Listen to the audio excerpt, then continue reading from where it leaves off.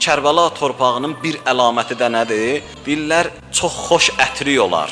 Çox xoş iyi olar Kərbəla torpağının. Yəni insan çox qəribə bir hiss eləyər ondan, ətr hiss eləyər ki, onu xüsusi aşiqlər hiss eləyə bilər. İmam Hüseynə əgər aşiq oldun, o iyi hiss eləyəcəksən. Böyük ariflərdən danışırlar, deyirlər, biz bu məclisləri keçirdirik ya, o bir dənə iyi tutmaqdan ötürü. İnsan o ətri duysa, dahi ona zəval olmaz. İmam Hüseyn əleyhissalamın xüsusi bir ətri var. Onun torpağının xüsusi bir ətri var. Məclislərdən də keçirilməsindən məqsəd o ətirdir. Hər adam onu hiss eləyə bilməz. Onun üçün eşq lazımdır. Aşiq məşuqunun torpağından, iyindən hiss eləyər, tanıyar. Leyli Məcnun əsərində var.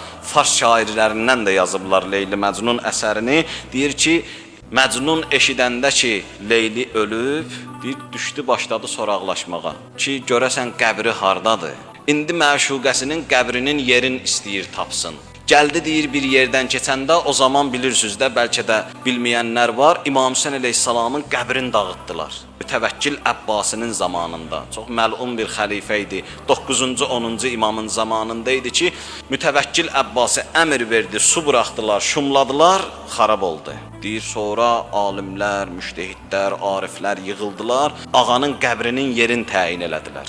Nə ilə təyin elədilər? Deyir, o iyi ilə təyin elədilər. Hardan ki o iy gəldi, xoş iy, orada bildilər ki, ağanın qəbri bax buradadır. Odur deyir, Məcnun eşidəndə ki, Leyli öldü, düşür soraqlaşır. Gəlir ondan soruşur, bundan soruşur. Axırda bir dənə balaca uşaqdan soruşanda, balaca uşaq ona çox qəribə bir söz deyir. Deyir, necə Məcnunsan ki, məşuquvun qəbrin məndən soruşursan? Deyir, bəs neyniyim, bilmirəm axı hardadır. Deyir, mən sənə yolun deyim də.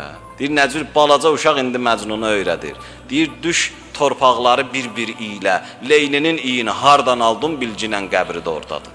Deyir, İmam Hüseyn ağanın qəbrinin yerin ətri ilə müəyyənləşdirdilər.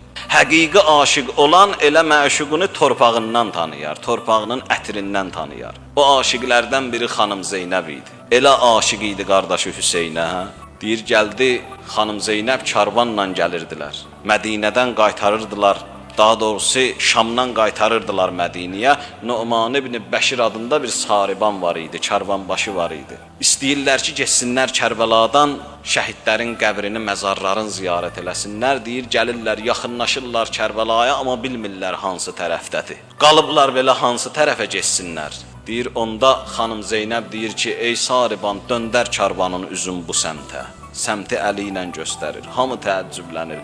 Deyirlər ki, xanım Zeynəb, hardan bildin ki, məzarlar Kərbəla səmti bu səmtdədir? Dedi, qardaşım Hüseynimin ətri bu səmtdən gəldi mənə. Bax, onunla təyin eləyir. Bu məclisləri ki, biz keçirdirik, həmin ətri duymaqdan ötürü.